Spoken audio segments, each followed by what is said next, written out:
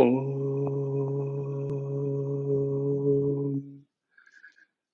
सहनाववतु सहनौ भुनक्तु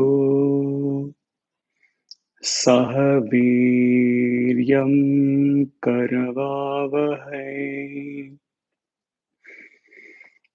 तेजस्विनावधीतमस्तु मा विद्विषावहै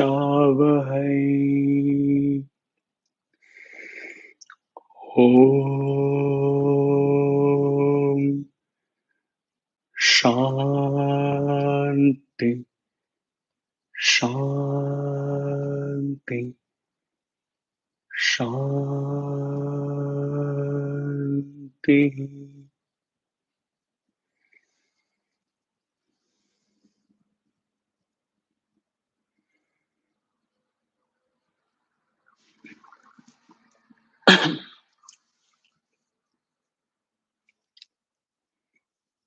So we are reaching to the climax.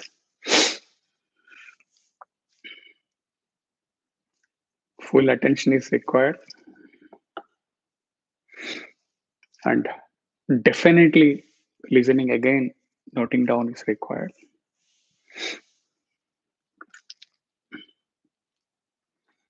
When the earlier sadhakas listen to this, they will realize that what all differences, what are the dimension, how it has changed now,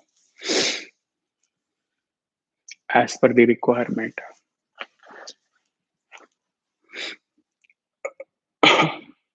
There are four things in the Vedanta, which is the requirement: Vishaya, Sambandha, Prayojana, Adhikari.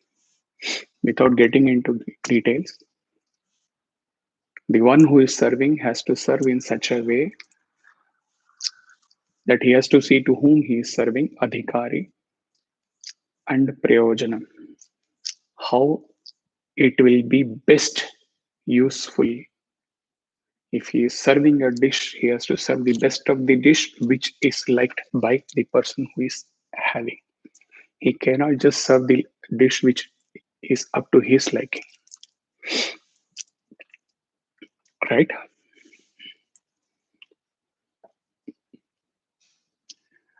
Now we are getting into the detail of Purushartha,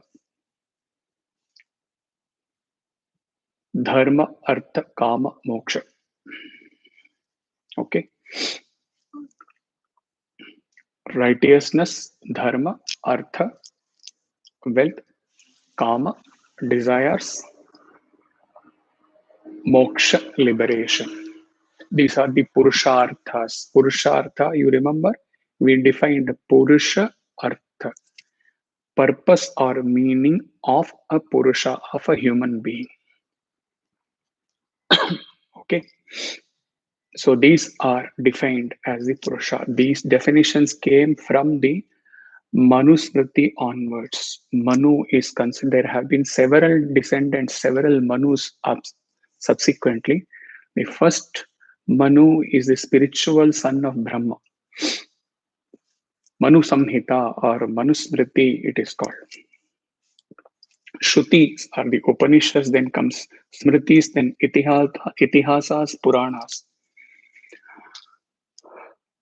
Thereafter, there has been several additions to what is called the Dharma Shastra. Okay. Upanishad dealt only with Brahman. It did not come down. But then, depending upon the adhikari, depending upon the prayojanam, all the shastras have evolved, because how to lead this life, right? For that. Artha. Everyone, even a spiritual seeker, has certain needs for his physical body and comforts, like protection against heat and cold, hunger and thirst, sun and rain, etc. Even a seeker, advanced sadhaka. So, all the sum total of all these requirements total of material requirement, material need. Its importance is well known and is known as artha, the material unavoidable. When one can move beyond his daily worries, then he can focus on attention towards union with the divine. So, very important for us human beings in this samsara to draw a line of our artha, depending upon our family size, depending upon our requirement. We have to draw a line to which extent we have to attain this artha or wealth or comforts, and then stop, and then pursue to that extent, and then limit our artha to that extent and proceed towards the most nobler pursuits in the purushartha. But it is essential while even acquiring wealth artha to remain non-attached to that. It is very important. When all these expressions have to be weighed and contemplated, maybe for years together as we evolve. When artha is pursued with non-attachment, perfect non-attachment, pursuing artha is not much different from pursuing divine.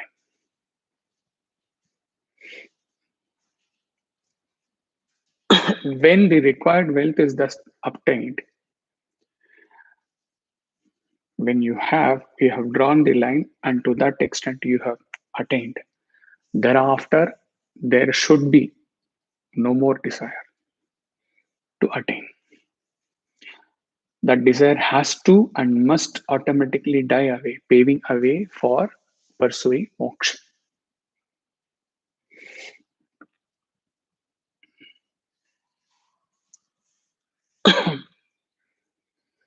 The more the renunciation, this is a mystery. The more the renunciation, the greater is the acquisition. Remember Sundaraya's words, what Swami told. When your purpose is noble, then Navagrahas will give anugraha to you, Swami told. So, with non attachment, for the sake of the grahastha, whatever we pursue, the more you pursue with an attitude of renunciation, non attachment, not always, but mostly easier becomes the acquisition. Then comes kama.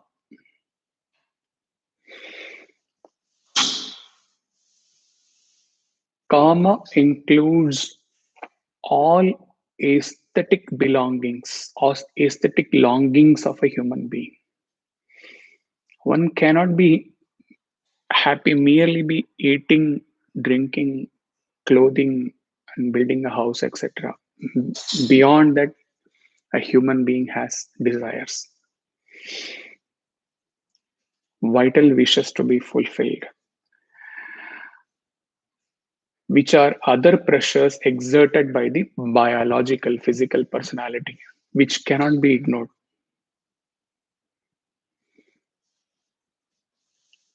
For a person to evolve spiritually, ultimately, and to reach to the ultimate destination, the barrier of all their desire, these desires have to be crossed.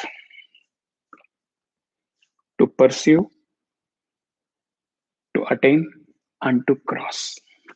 All through with an attitude of non-attachment. Suppression of desires is not recommended because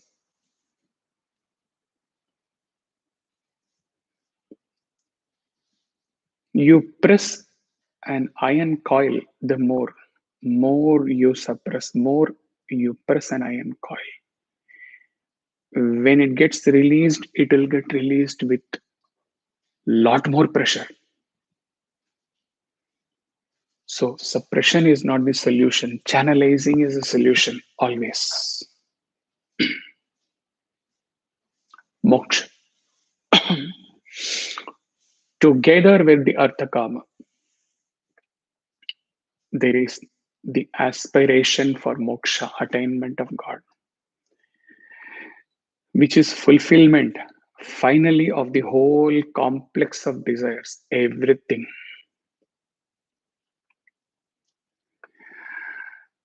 In Taittiriya Upanishad, the teacher assures to the disciple that along with knowing Brahmavid apnoti param satyam yanam anantam brahma, along with knowing Brahman or attaining Brahman or discovering Brahman, uh, existing as Brahman, all your desires are fulfilled at once.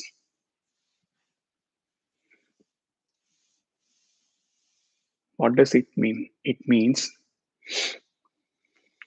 at that state, the Rishi assures, at that state, if you must have a desire, at that state, it will be pursued, it will be fulfilled.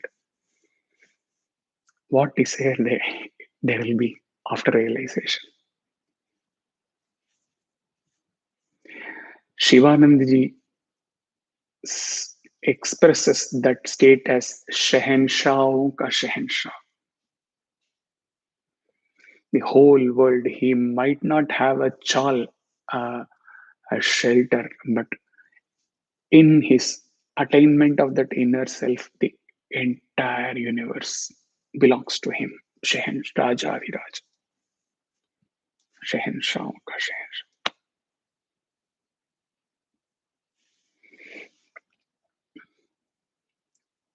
This is the stage of inner realization where individual self is equal to supreme self. Jivatman Paramatman. Atman Brahman. Dharma.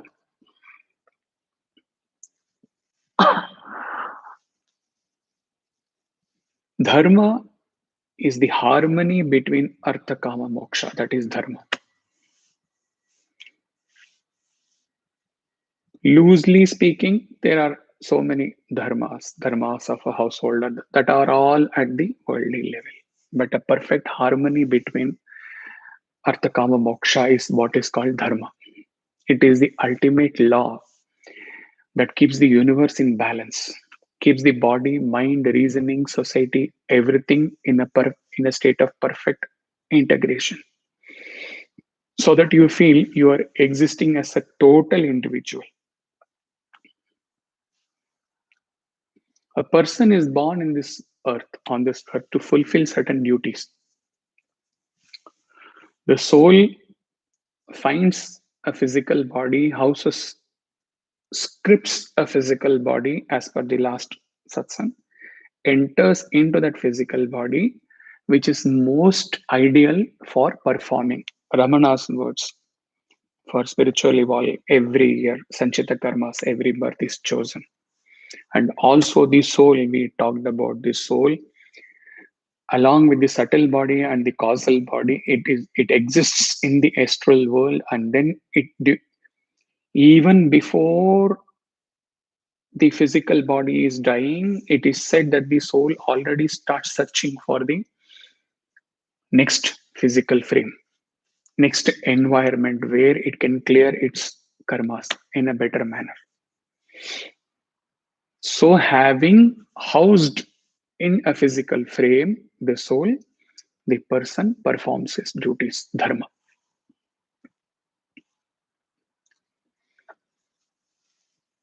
What should be the guideline for this dharma, artha, kama, moksha, and on the contrary, how human being is pursuing? This is a tragedy.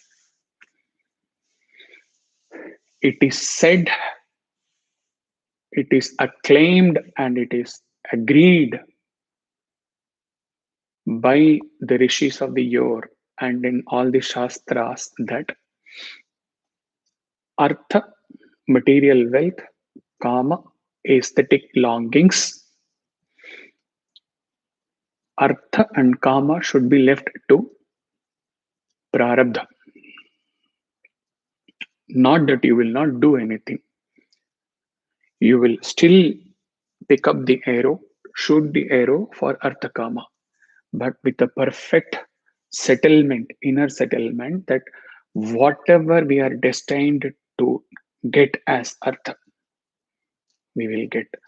Whatever we are destined to get as the satisfaction of our aesthetic longingness, we will get. Artha and kama should be left to prarabdha. And for dharma and moksha, you have to do intense purushartha with the kriyamana karmas, new arrows. Man does just the ulta. Dharma and moksha, he leaves it to prarabdha. If I have this, if my prarabdha is for me, it will guide me for conducting proper dharma, I will do proper dharma. If विधि में अगर लिखा है, अगर if it is destined that I should evolve and attain God, then I may attain God. All these uncertainties he leaves to prarabdha and artha and kama, my God. Till in the deathbed, till the last breathing, intense purushartha for artha and kama. And he gets neither of them. Because both the things, the purpose, the intention, the focus is totally wrong.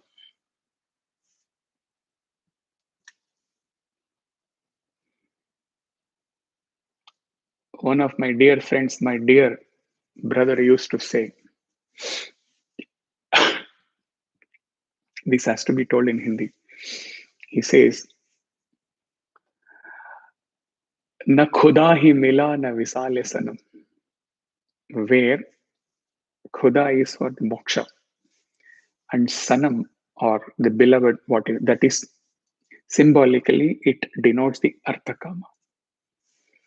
So neither you get arthakama nor you get dharma moksha, because the the the procedure, the focus is wrong. What you have to leave it to prarabdha, you are pursuing that. No matter what you perceive, whatever you have to get, only that much will. It doesn't mean you should not pursue. You should pursue with a sense of detachment. Okay, whatever you have to get, you will get. Prarabdha, that is prarabdha. Moksha cannot be left to prarabdha. From morning to night, except for lighting that velak lamp and fast recitation of few mantras and occasional going to temple and bhajan. These are the purusharthas he is doing for dharma and moksha. And the functioning of the mind, even after returning from office till night, it doesn't stop. The purushartha is for artha kama. Utter failure. Man thinks he succeeds, but towards the end, when he catches the sick bed, he will know. By that time, that life is gone.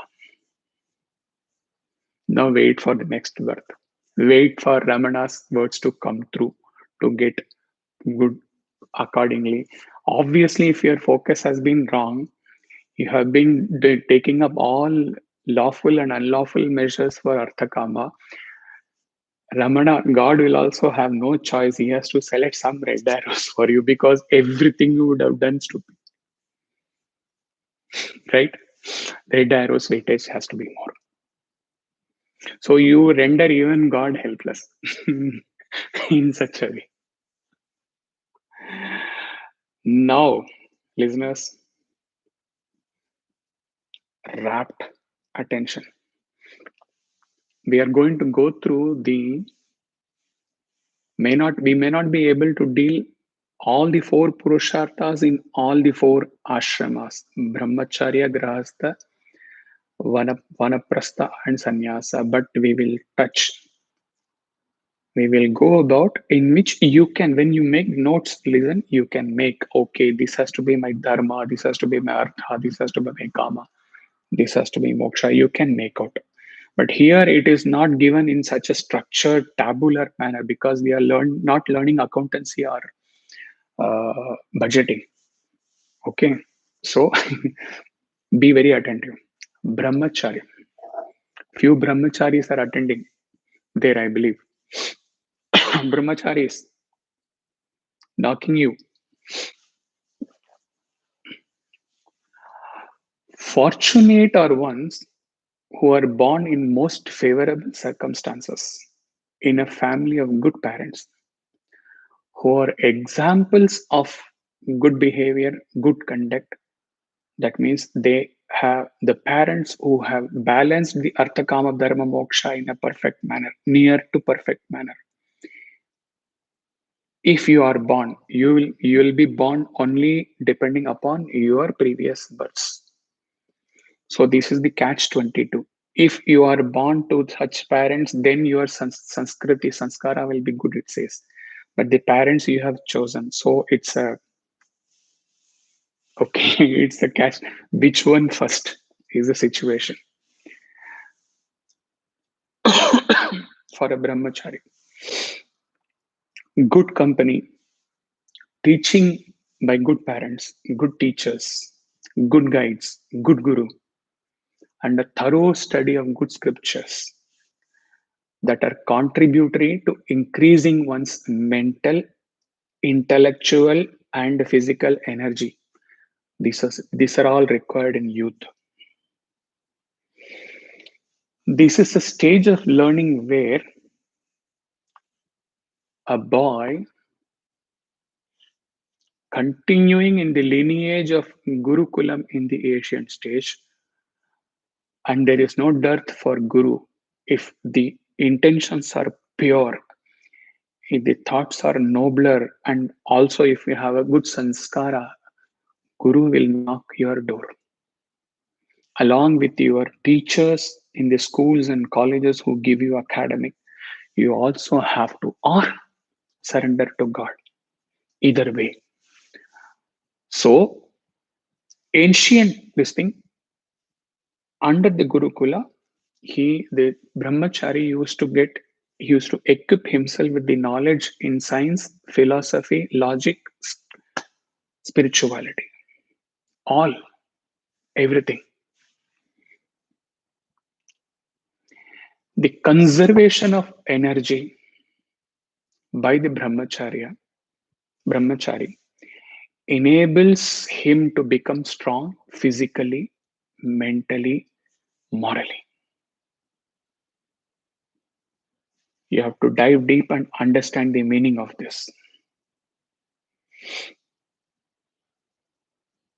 Because of these factors, the strength, moral, physical, mental strength, and the knowledge given by the Guru and taken with purity of intention.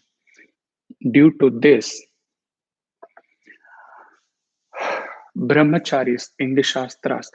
Now remember one thing, whatever he is going to speak for all the four ashramas, he is only going to deal with that which are possible even in today's world. There are certain prescriptions which were for that ancient period, Manu's period. He has taken out, because then you will be little demoralized. How to do this? How to take up this? Even if any of these, when you listen to this, grahasthas or vanaprasthas, those who are above 50s, even when you are listening to this, if it sounds that it is too difficult, but he is guaranteeing you all these things are possible. 2020 also possible. That only he is taking. That means you cannot bring your ideals down to your capability. You have to raise, you have to keep the ideals at a loftier level, and you have to rise. All these are very much possible. That only he has taken. He is telling very clearly. So, because of these qualities, the brahmacharis are called Agni Manavakas. That means fire lands. Agni Manavaka.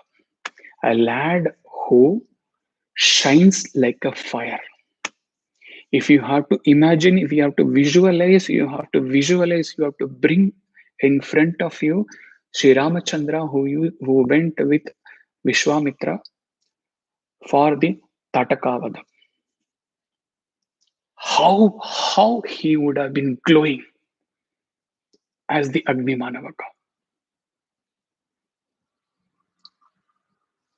So, because of this, brahmacharis they glow with what is called Brahmavarchas, effulgence, because of the equidistribution of the energy in his system. And also because of the effulgence, Brahmavarchas, he looks handsome physically also. This is the ideal for the brahmacharis. Okay, it doesn't mean that you have to leave your life. Brahmacharis, please note, it doesn't mean that you have to forget the grahastha, you have to renounce everything, you have to take up to sannyasa. No. You have to, there are few, Ramana or Shivananji, who knows in the previous birth they would have gone through all this already.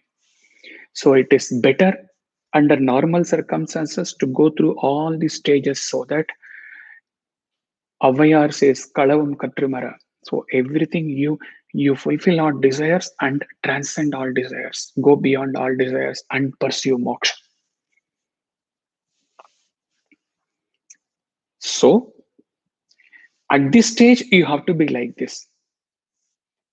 Not necessary to develop vairagya or renunciation. First of all, to develop vairagya, we have to know what is vairagya. That will all be covered in the Sadhana Chatushtaya Satsang, which is massive, massive session. So, to conclude, celibacy, control of senses, focused learning under a guru gets this effulgence, brahmavarchas in a brahmachari. So he has nothing about artha and kama and all. Yes, in the prescribed righteous manner, in the dharmic manner, his only duty is to acquire learning. And also the Acharya gives the background, the introduction for to evolve, to take up and evolve from the stage of Grahastha onwards to evolve to Vanaprastha and to Sannyas. So required learning in scriptures is also given. Your assimilation of knowledge is the your dharma at this stage with control of senses. Brahmavarchas, effulgence. Now this is up to 22 years. And with Upanayanam, the brahmachari stage starts. Next comes most of you, or maybe 50% or 60% of you, 24 to 48 years. Take 2 years extension, up to 50 years is the grahastha.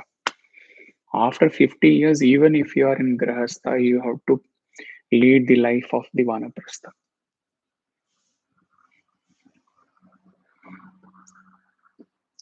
Wedding is the entry into this ashrama. So in those years, when it was prescribed 24 years, ideal marriage time. In Srimad Bhagavatam, there is a conversation, 7th canto, 8th canto.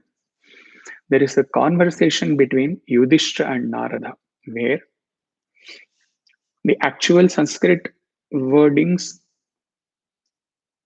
if you translate, it's a little different, but for easier understanding, it has been simplified. The Yudhishthira is asking, "O divine sage, please explain to me the course of conduct by which a householder like me can attain moksha easily."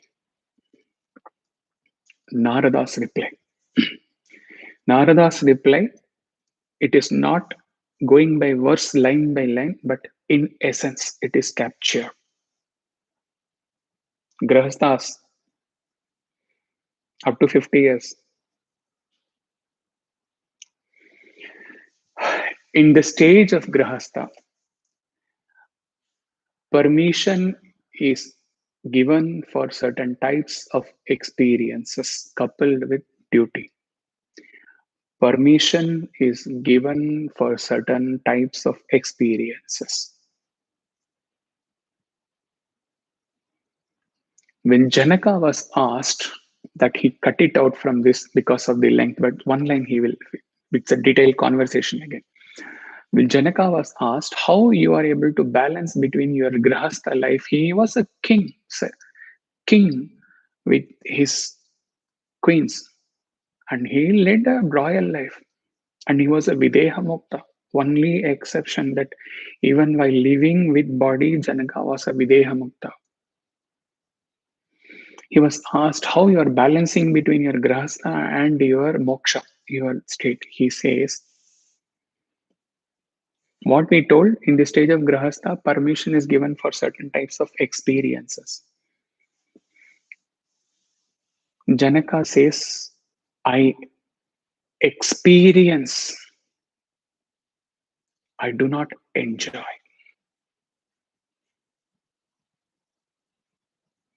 There is a lot of meaning in this. I do experience, but I do not enjoy. That is the difference between enjoying and experiencing. You are allowed to experience in the grahastha life.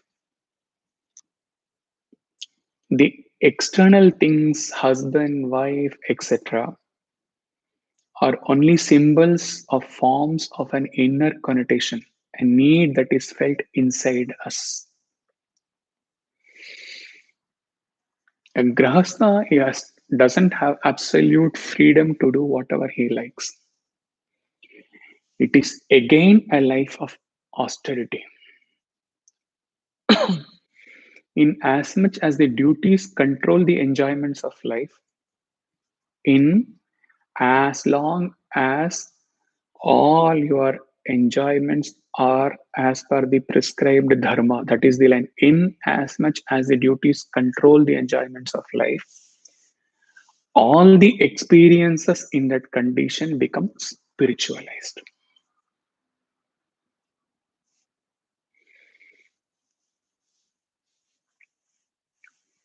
To the extent, without getting into detail, he taught to one of the devotees who entered into the marriage wedding life how to pursue the married life, how to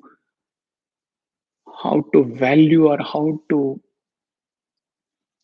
treat even the union. So as long as everything is under the dharma, everything is divine, everything becomes spiritualized. The sense of having enough cannot arise unless we pass through the world and experienced all the layers that the earth can give us, because a rejection of the world cannot give us an idea of the world as such. So you clear everything stage by stage, stage by stage.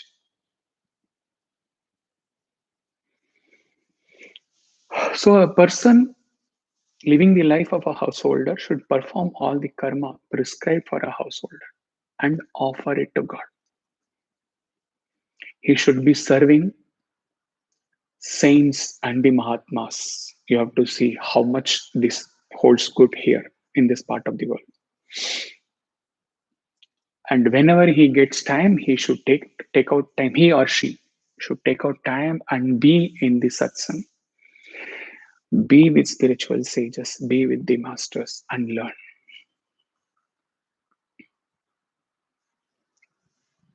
A wise person should serve his body and family only to the extent it is functionally necessary and not more. Janaka's words, I experience, I do not enjoy.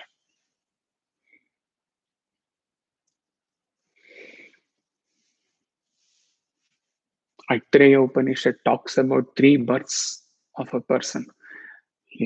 He, how much he wants to get into all those things, but he's curtailing himself because that will be digressing from the subject and 1 hour it will go. And in the conversation between Maitreyi and Yajnavalkya, husband and wife, while he is leaving for the Vanaprastha sannyasa ashram, he explains to Maitreyi that I have loved you all through. Any husband loves wife for the sake of the self Atman in that wife. So all material possessions, all experiences, everything he says, it's all because of the self in the other. Again, he will not get into, but he could not stop it. All these things, if any Bhagavan wills and he sends a boy and a girl to be married to him, so much guidance can be given. If they make use of it, then their purushartha can be most intense even when after getting married. Unfortunately, he learned all of these things much later.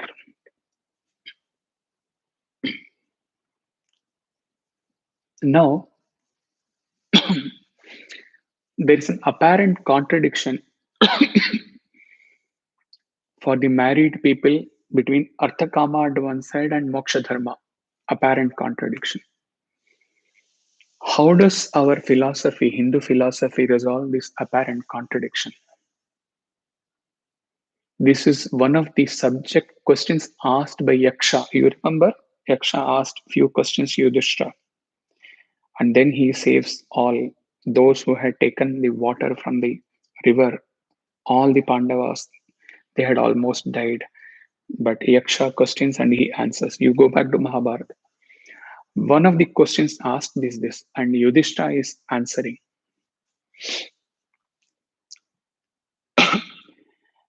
Yada dharmasya bharyasya paraspara vishanugau tada dharma artha kamanam trayanam api sangama. When dharma and one's wife are in harmony. Dharmasya bharyasya. Dharma and one's wife are in harmony, then dharma, artha, kama are reconciled.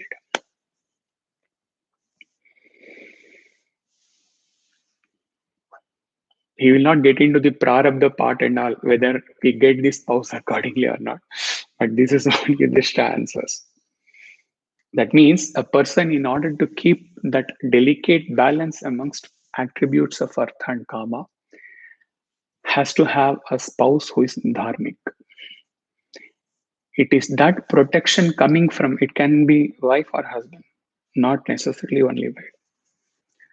It is the protection coming from such a spouse, that torchlight, that spirit of friendship and cooperation and sacrifice that gives reasonable chance for a couple to succeed in meeting the apparent contradiction between Arthakama and Dharma Moksha.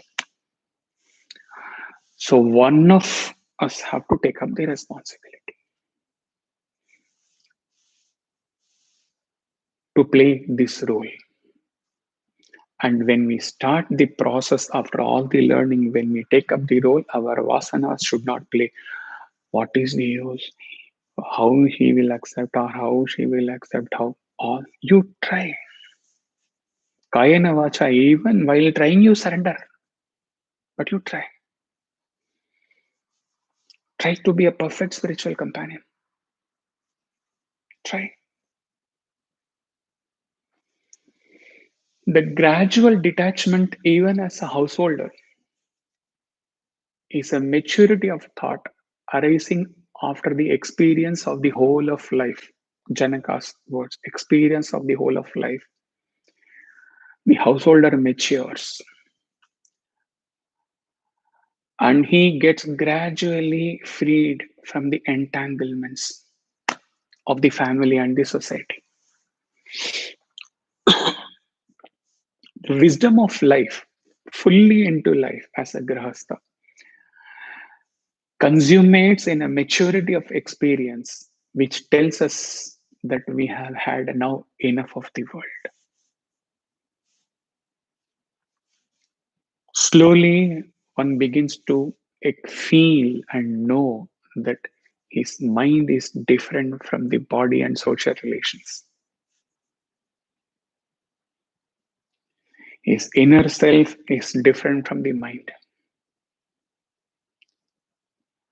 Then, gradually, you can detach physically from the body and you can live with the mind. Even towards when you are crossing 45, detach from the body and live with the mind with full of love, maturing to a stage where everything has been experienced. Now the stage is set for the next ashrama.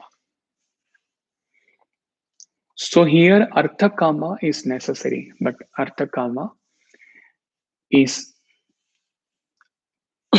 pursued within the broader rectangle of swadharma or atma dharma. Nothing contradicts your conscience while pursuing artha kama in the grahastha ashrama.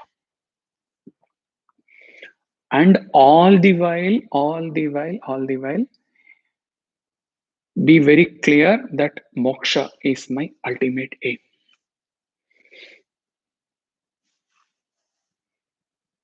It will require a lot of contemplation, writing down and then thinking. Otherwise, this can be left as a lecture as it is, and then you forget after writing a response, you forget. No, this is for life. Now, above 50s, should he name? He is not naming.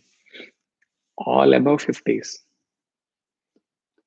Vanaprastha. And interestingly, one of the acharyas, it will become too complex, so he is not dealing, but he leaves you with a very interesting note that one of the shishyas of Shivananda,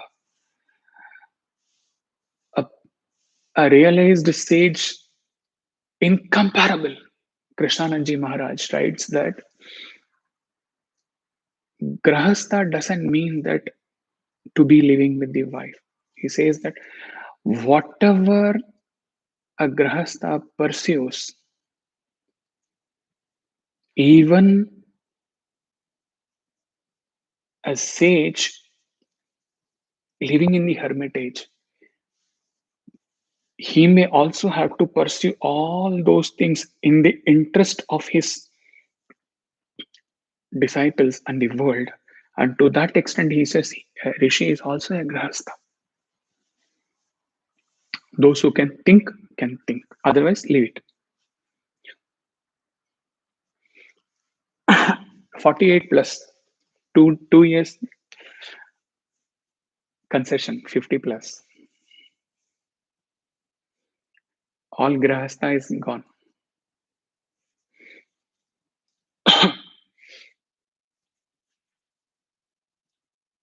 What the world is, all experiences in the grahastha have to reach us to the level of maturity where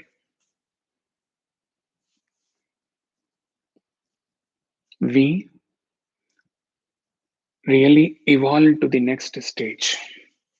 The life of retirement is not an idle life of sleeping. It is even advanced, further advanced than the state of Grahastha, where the energy preserved after the experiences of the Grahastha has to be utilized now for a even higher, highest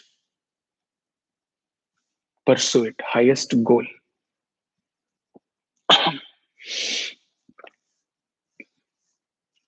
The Grahastha may not be able to sit always in meditation, though definitely he has to take up that. But now, when you have retired is not retirement age, maybe 60, 65 in this private sector, government sector. From the Grahastha Ashrama, you are retired when you reach 50 years. When we retire from that Grahastha life, active life and social existence, we do not sit down and say that we are retired and we have no work to do. Your real work starts now. The retirement is only from the retire from the distractions of life, retire from the desires of life.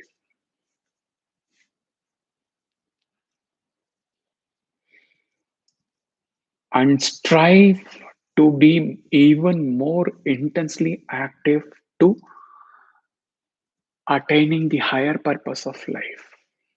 The lower purposes leave you. You are retired to that extent. Markandeya Purana,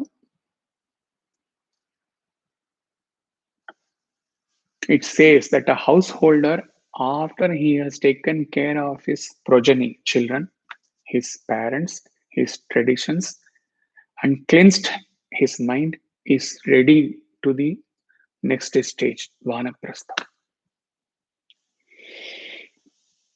Manusmriti says, when a householder gets to see wrinkles on his body, white hair on his head, and he sees his grandchildren, he should resort to the forest. He should be engaged in regular study with absolute jitendriya, absolute control of senses. Be very loving with everyone and have a tranquil mind. Guruji, how to go to forest now? Go back to our God's concession. He says forest is for rest.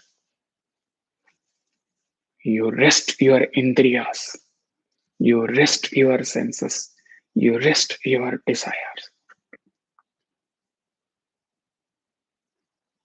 for rest. Be wherever you are.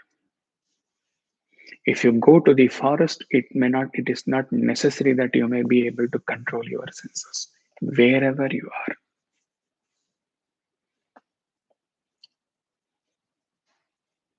be a jitendriya, perfect control, and pursuing higher goal, highest goal, only goal.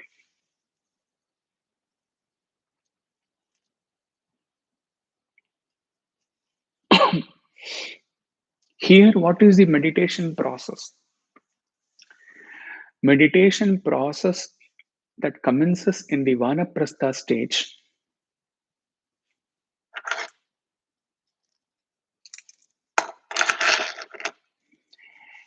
is known as upasana, which is placing oneself in the context of what is called nearness to reality, upasana. The transition to this stage marks a profound shift in the goals of the person.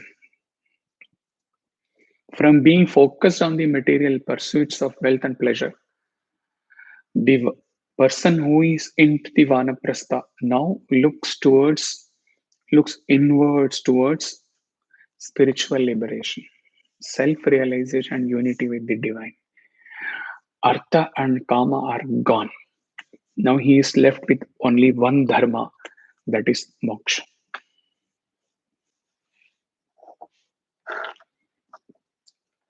When we do not act in this manner, we are spoiling our arrows, kriyamana karmas, arrows. Are we action and reaction, cause and effect? We are bound to carry the red arrows. The sun, the moon, the stars, everything in the nature, they follow their dharma to the core. Should we not adhere to the dharma prescribed in the shastras? Calls for a serious introspection. No desires at the vanaprastha stage. If we have to work on the desires and become the emperor, become the one who has conquered the senses. And that is not enough, that is only half the story. And be much more. As a grahastha, you may not be running to the forest, or you may not be driving, you may not be into the Excel sheets, you may not be into the budgets, you may not be into the engineering, QC, etc. But here, the inner process, you have to you have to be active inwardly to such an extent that you should not be getting much time, leave alone saying, what do I do? I have no work to do, I am retired. This is a stage where you have to be more active. Sannyasi.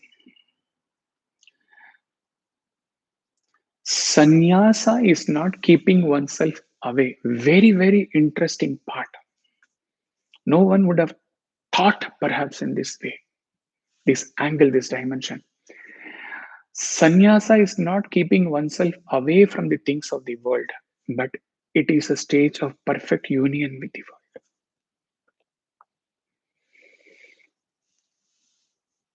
world. When you as a subject are away from the object, this world, okay, then there is a duality. Okay, everything looks normal for the world. When you have merged with the Krishna example, Nayaname, when you have merged with this world, when the subject object come together, then there is no more craving to attain the world because you have attained union. So there is a sense of detachment. This detachment may appear to the world that you are running away from the world. No, you have merged with the world. How beautiful. Think.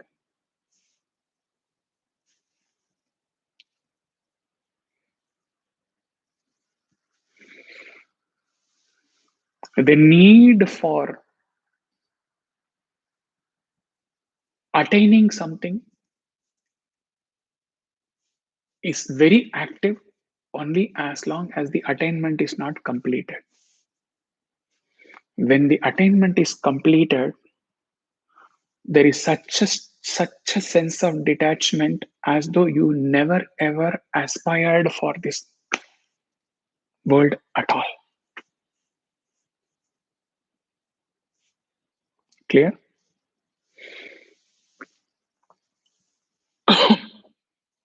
Here, The meditation in sannyasa is not upasana. Upasana is getting nearer.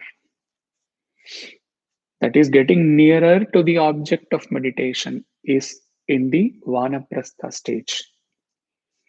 Here that is crossed because you are almost there, or you have attained, or you are about to attain.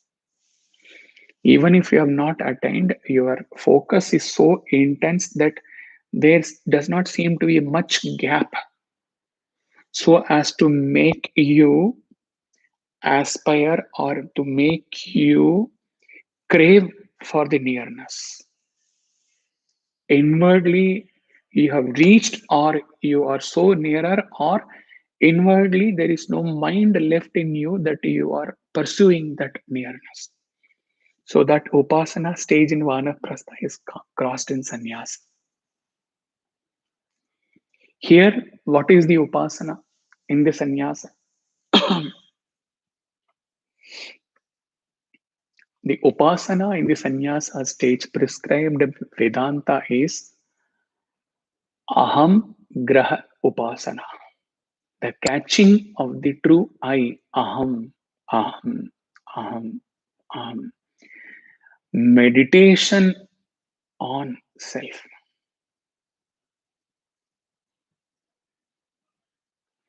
Ultimately, to exist as self, aham, aham, aham, aham. That is the upasana prescribed. The earlier upasana is gone. Striving to go nearer is gone. Now the upasana stage is merger.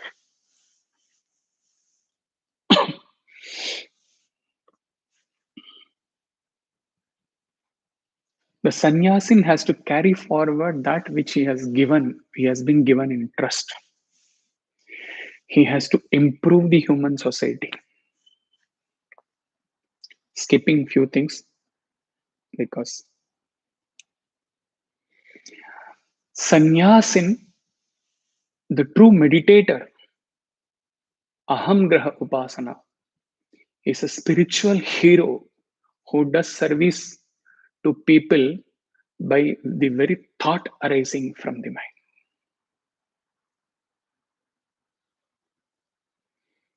Ramana also told this, and Vivekananda has also told this, that when they were asked whether those people meditating in the Himalayas, cut off from the society, whether they are serving the society, both the masters answered, only due to their existence, still the world has not ended. They are doing the greatest service from their thoughts, from the aura that they manifest. They serve the society. Not to undermine even the society, even the physical serving as a seva or as teaching or whatever, but the very thoughts serve the society.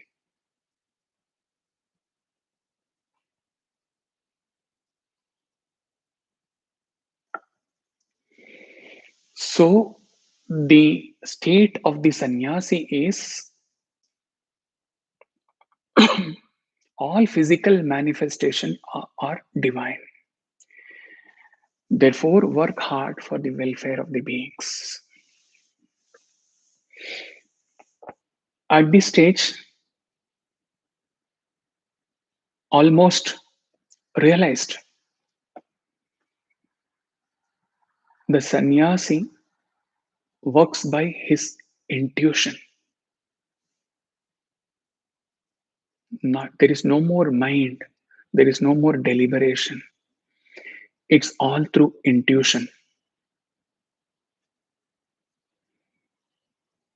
To someone who asked about this intuition, a categorical answer given by him is that forget intuition prior to realization. It can be a very sattvic mind, but intuition happens after realization. Moment to moment conduct of a spiritual master is through intuition.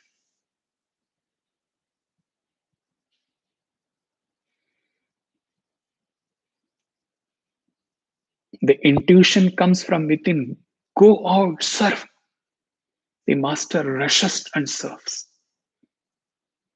The intuition comes, be silent. The master serves in silence, transforms in silence. The intuition comes, set up an ashram, teach the brahmacharis, celibates. Master takes whatever it is. The intuition says start, it starts. The intuition says stop. To the extent that even for his life, the stage of stopping his life is by intuition. It comes from within. Now end. He ends.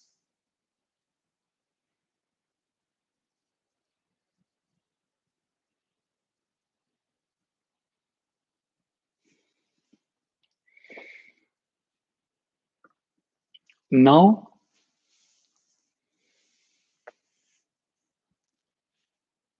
we talked about destiny and free will. Prarabdha Purushartha, Prarabdha Purushartha, Prarabdha Purushartha. Is there any third way apart from only learning and focusing on the Prarabdha?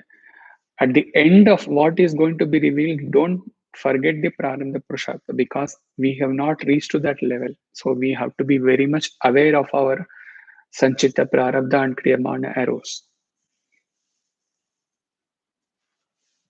But is there a third way?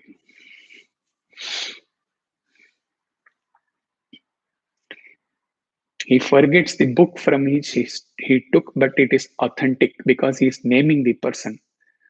Professor Safaya, who was the ex MS of Medical Institute,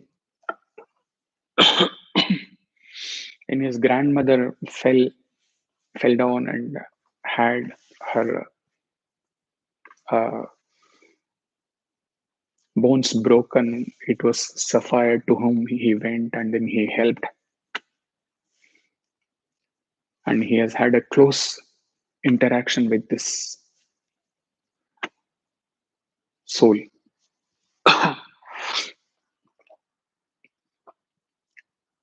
Swami had called him for an interview. He is narrating this to students or the staff members. He entered the interview room, and for the first few minutes, the interview went. He has to read it out because Safaya has written this. Asked him how things were going, how the students were, and so on. Then, out of the blue, Swami told him, you seem to be having a great faith in the predictive sciences of your forefathers that overpowers even your faith in God's strength. Those who believe in astrology, Hastarekha and all, please note that overpowers even your faith in God's strength. Do you believe that? Do you ever believe that if you surrender totally to me, I will take care of everything for you? Swami continued to taunt, Professor, your sciences can only predict. Can they help you intervene if something is totally unfavorable? Now Swami did something that Sapphire never imagined, calling him closer. He held both his hands.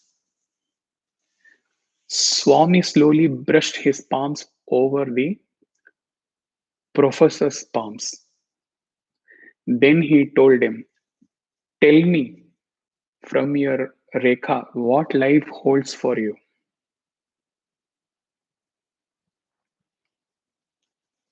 He has been seeing this thing and calculating his entire life based on the race. So he had actually no need to see them. He had perfect clarity on his rekhas. It was out of respect for Swami that he looked at his palms. Amid tears, the professor told to his class students philosophy. When I looked, I did not find even a single line on my palms. They had been wiped clean. No trace of even the faintest itch.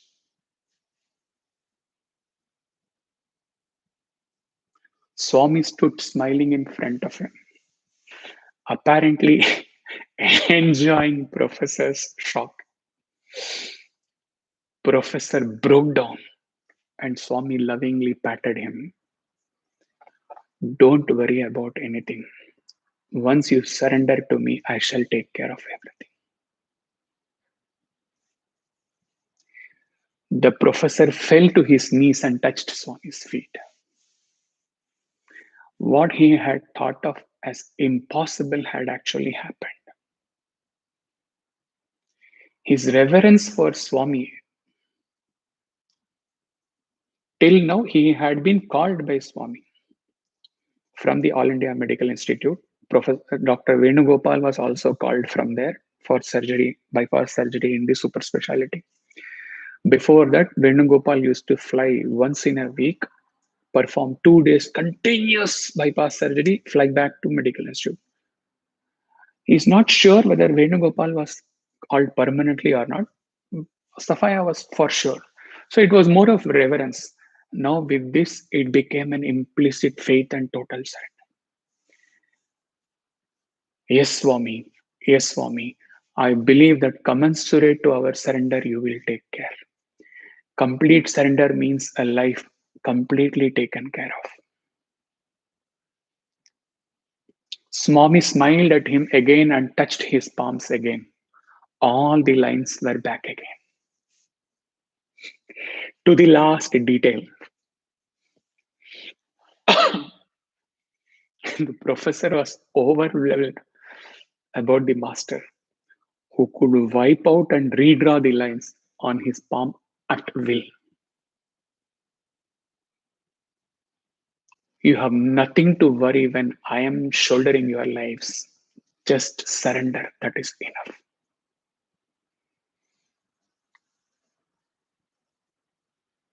So, to the philosophy students, Dr. Safai is concluding to the answer all my previous people who have to lecturers have talked about freedom and free will versus destiny. My answer is I know for sure Swami's grace is more powerful than my destiny, more effective than my efforts. And when presented with these choices, free will, prusharth, prarabdha, grace, surrender, I will go with the third option. There's always the third way. It is a different way. It is not a combination of two ways. But hang on. So what Swami told, Swami's words, I'll read out.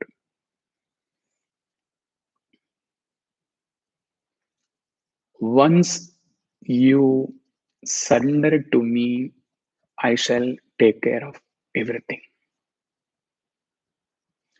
When he will even change your rekas, when he will even clear your karmas, absolute surrender, Atmanivedana, may not be before that. So don't leave the prarabdha, don't leave the purushartha, don't forget the entire satsang, three satsang, and say, Swami's grace is there, I will forget it. No, no. You have to reach to that level of surrender in the path of devotion, or after with the perfect understanding of karmas through the path of wisdom, you have to reach to that level where you you become eligible and you attain self-realization.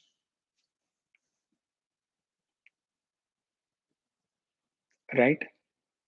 But there is a way.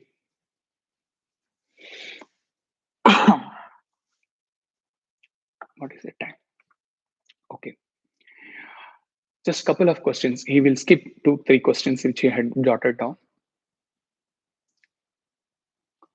A question from a pained, not one of you. He is just writing, in case this must come in your heart.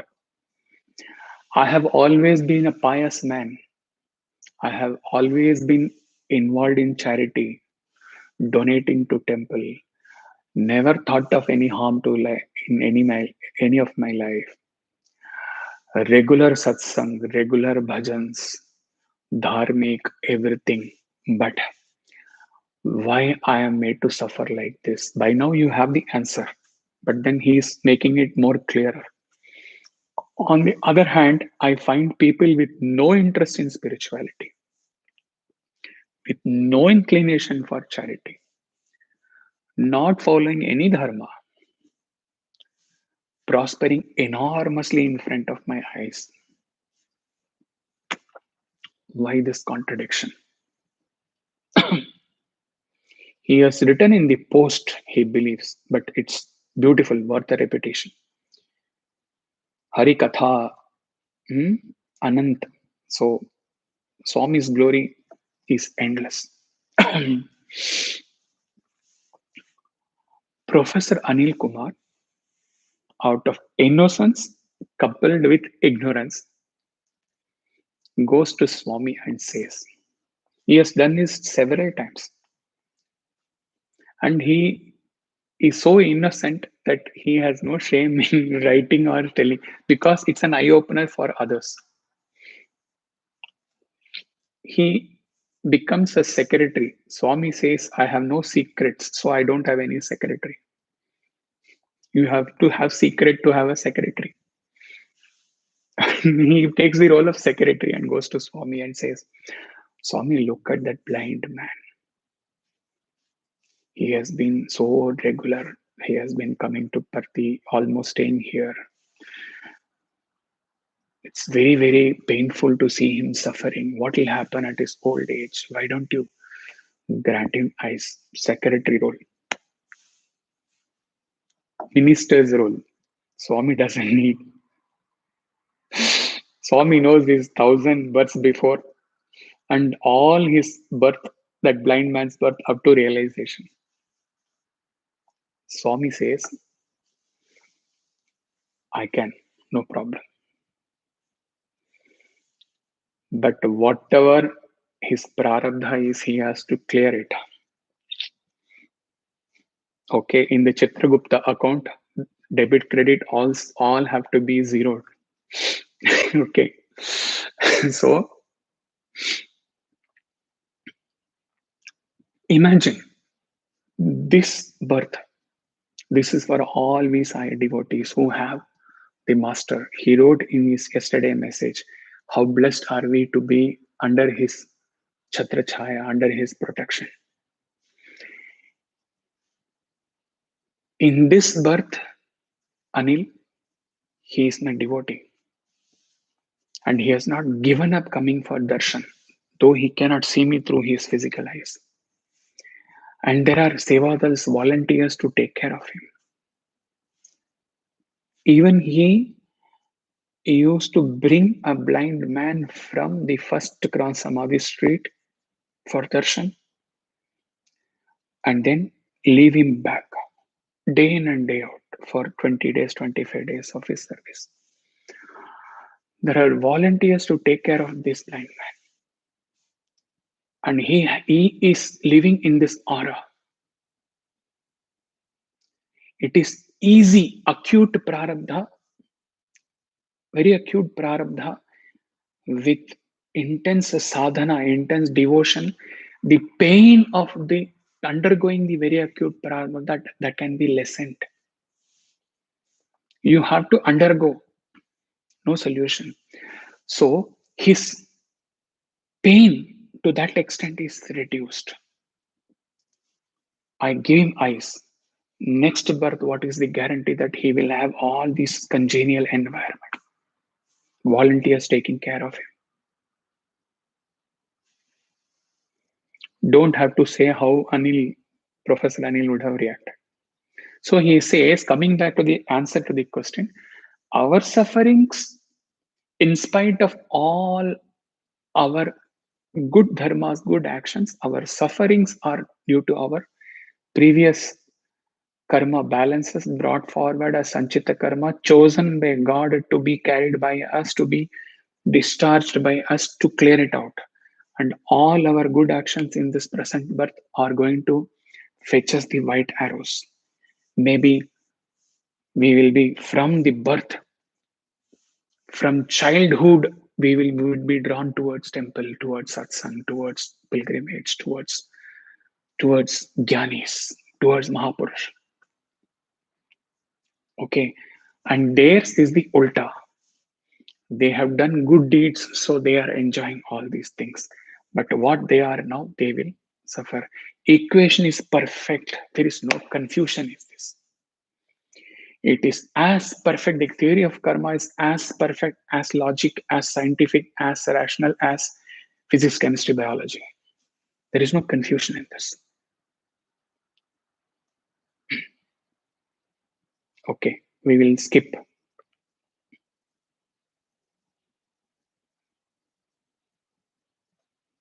Yeah, these are the two questions put up by devotees.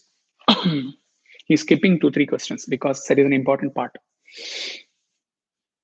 Apologies for a little time because this has to be culminated to that level, because this is karma is for your lifetime. On the one hand, with the cause and effect, action and reaction teachings, whatever you are doing, undergoing, is due to your past.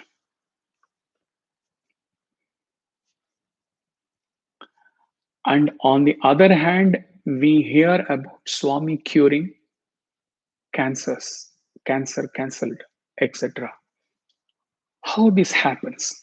When we have to undergo for our actions, and Ishwaram Sakshi Bhutam, he doesn't interfere. Simple answer is Sapphires, what Sapphire got as lesson. Usually, incarnations, avatars do not interfere with nature, do not interfere with the karmas that we have to go through. But if a bhakta has his Atmanivedanam, his surrender is so total,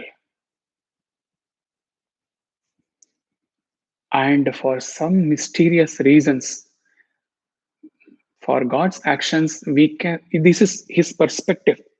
Nobody can actually clearly give the correct answer for Swami's actions. Nobody can actually understand Swami fully, leave alone explaining his actions. Everybody can give their perspective as per their spiritual level.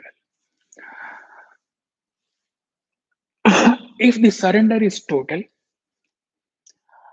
and if for some reasons known to Swami, that person has to live for more years, what is the reason? That only Paramatma knows, only Swami knows. Swami can interfere and clear his karmas.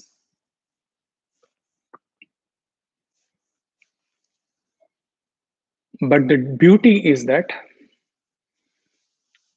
the person whose cancer is being cancelled, his cancer gets cancelled only when he transcends the cancer and goes beyond the thought of cancelling the cancer.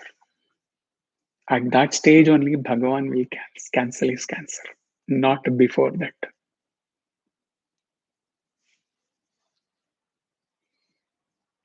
Last question. Have very clear about how the Sanchita karmas become ineffective like roasted seeds through the path of karma and for a Jivan Mukta when he attains realization. But somewhere I have also read that through satsang, surrender, etc., also your sanchita karmas can be rendered ineffective as roasted seeds.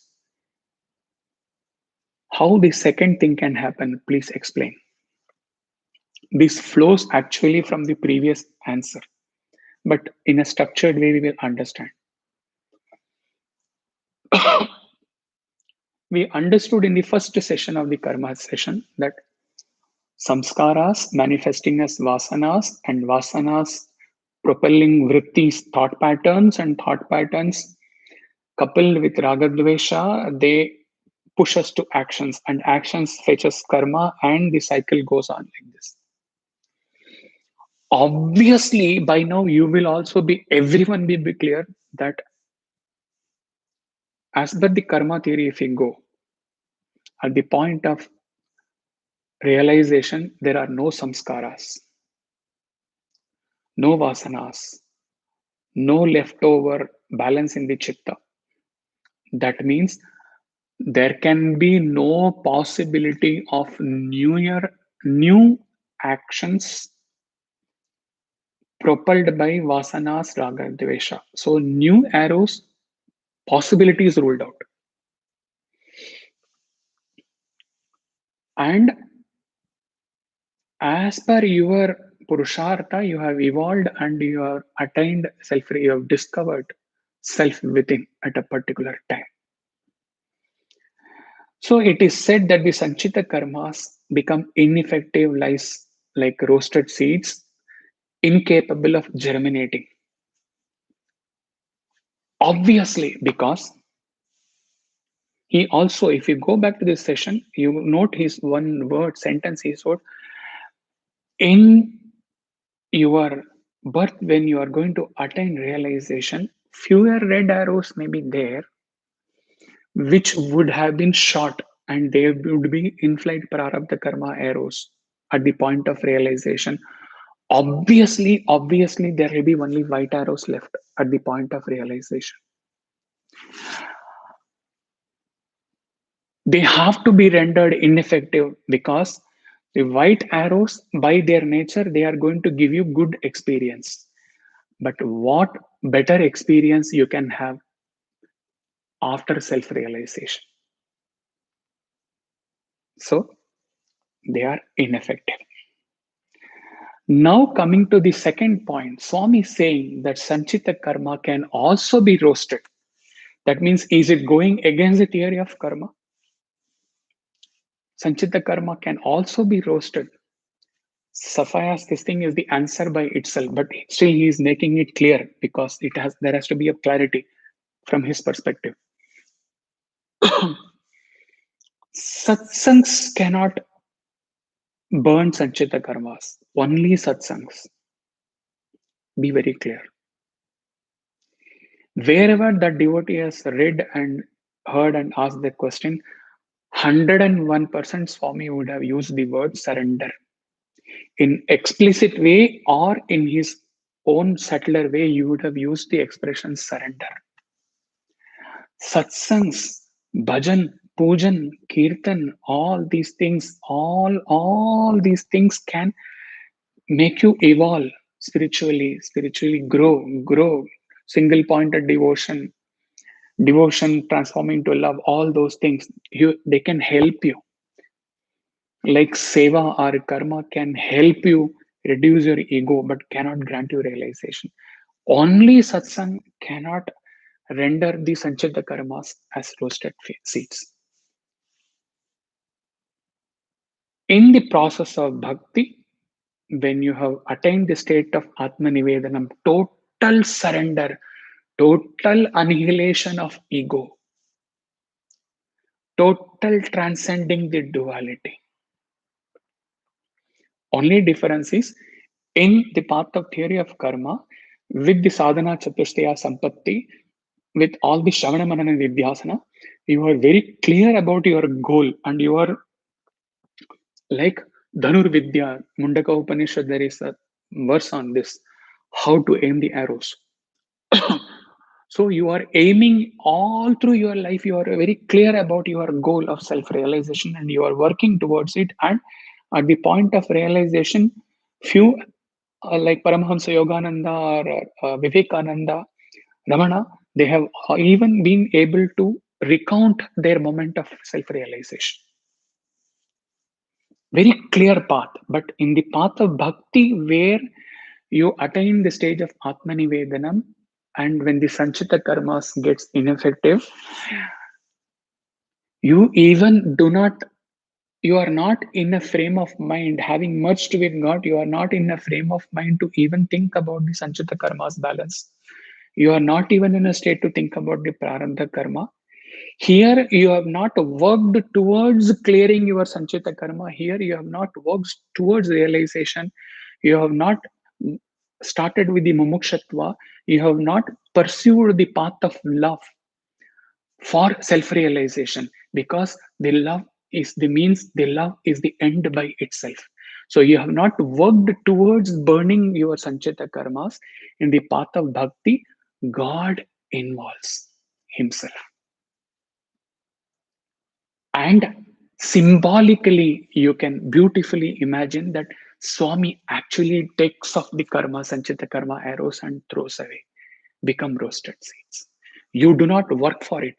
Your dharma is love, and you have merged in love.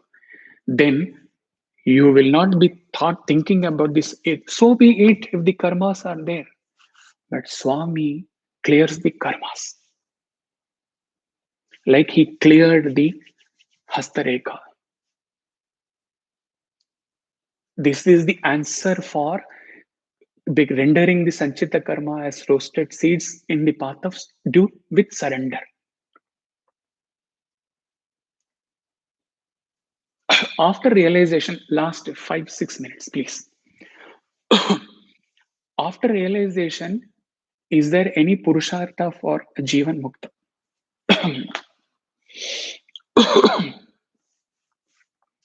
Nirvana Shataka. न मे द्वेष रागो न मे लोभ मोहो मदो नैव मे नैव मात्सर्यभाव न धर्मो न चार्तो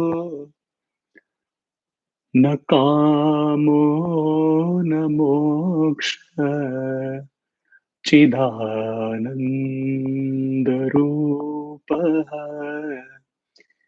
शिवोऽहं शिवोऽहम्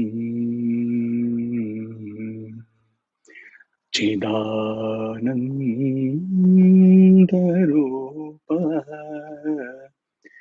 शिवोऽहं शिवोऽहम्.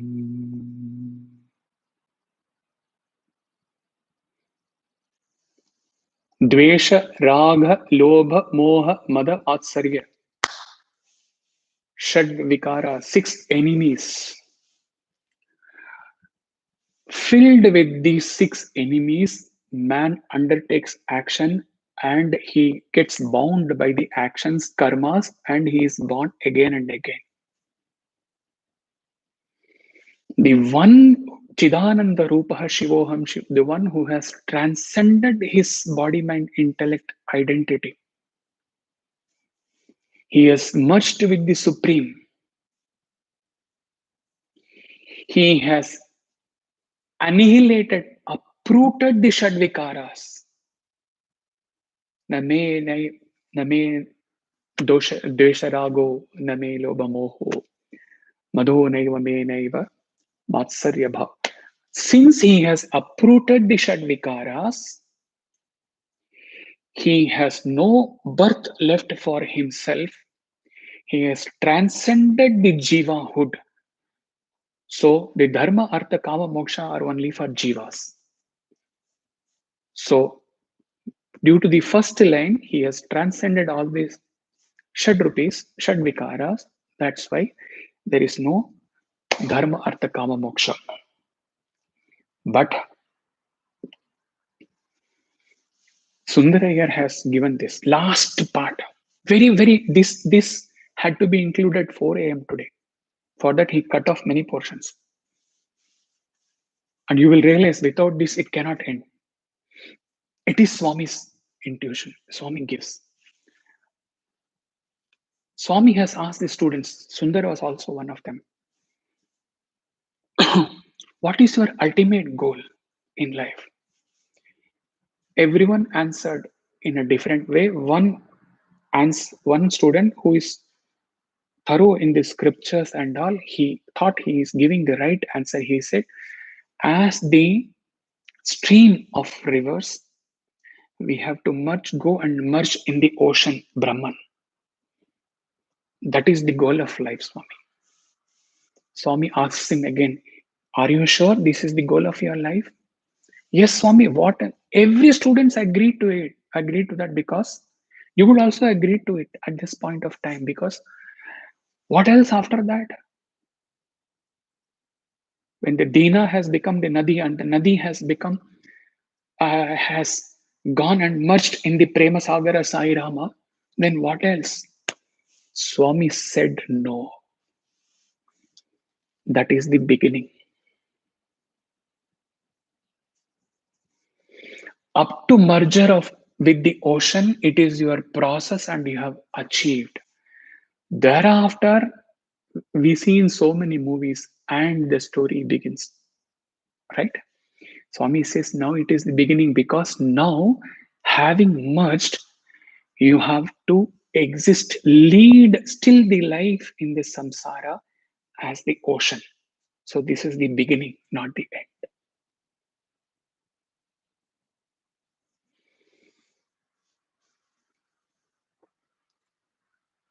So coming to the Jivan Mukta, he has merged with the ocean. All right. But to all his brethren, his parents, his family, his friends, relatives who has been with him so long, till the point of realization, saw him as that stream, they will continue to see him as that stream only. They would never ever, unless Swami gives the wisdom, they will never ever believe that he has merged with the ocean. So he still continues as the stream for them. But how? It is both ways.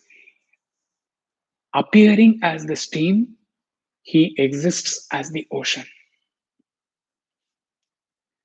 Having merged with the ocean, he exists as the stream, which is no different from ocean. So if he has to pursue, by chance he's a grahastha, he has to pursue, kama ruled out. Forget it. He has to pursue artha, and even as a sannyasi, he has to, for the ashram, for the benefit of the, he has to have the infrastructure, he has to pursue artha. He shows to the world that how artha has to be pursued within the boundary of righteousness. What is artha? What is dharma? He shows, because someone having merged has to exist as the stream, so that other streams can get inspired, motivated, and they also rush towards the ocean to merge. He becomes he has become the ocean. Finished means, where would be anyone left out to teach to the world, not to teach the world actually deliberately, to exist. But the mere existence of the Jivan Mukta itself is teaching to the world. Perhaps Swami granted the realization only for that purpose. He has to work his, the way he pursues artha is the lesson for the world to pursue, how to pursue artha. The way he has transcended karma is for the world to understand how to transcend karma. Righteousness is what he exists as.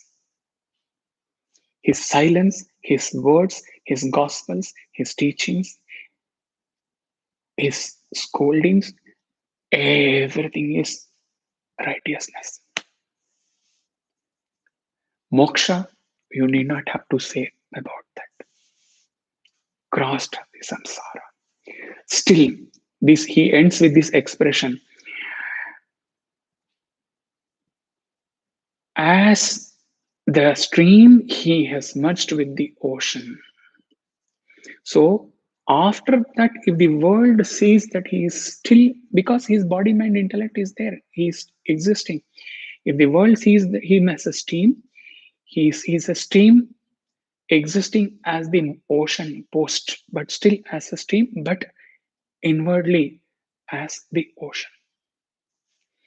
And within him, he has merged as the ocean, and still for the world, he is appearing as a stream with no distinction between the. So his no karma, his artha, his dharma, his moksha is how for the world to understand what it is to pursue these purusharthas.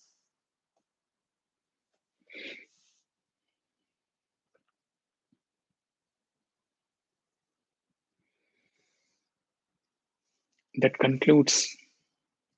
It is a vast ocean. Believe, believe him, brothers and sisters. 3, 4 more satsangs can be taken if we have to really get into the depth of the dharma, artha, kama, moksha, as per the Manu Samhita, as per the Shastras. But for us, it is much, much, much more than enough. Long time can be spent in the contemplation of whatever we have taken in the three satsangs on the karma. Next, he thought of sadhana chatushtaya, but now a thoughtless thought has come in that whether continuing with this, how to lead the life, whether to go in direct for the sadhana chatushtaya or to take up the antakarana session, mano buddhi ahankara, which will be a beautiful continuation of the karma, but that will get finished in Vatsals.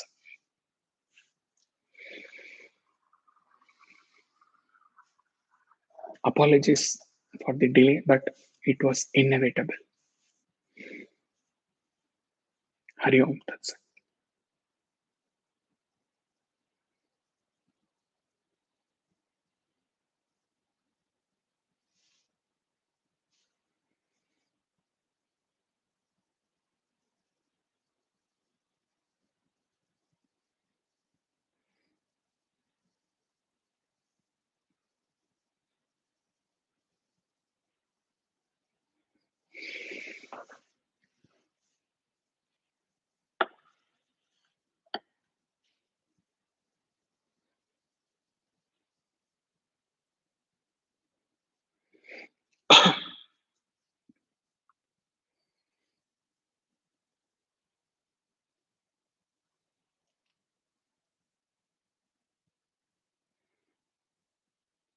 Long way to go.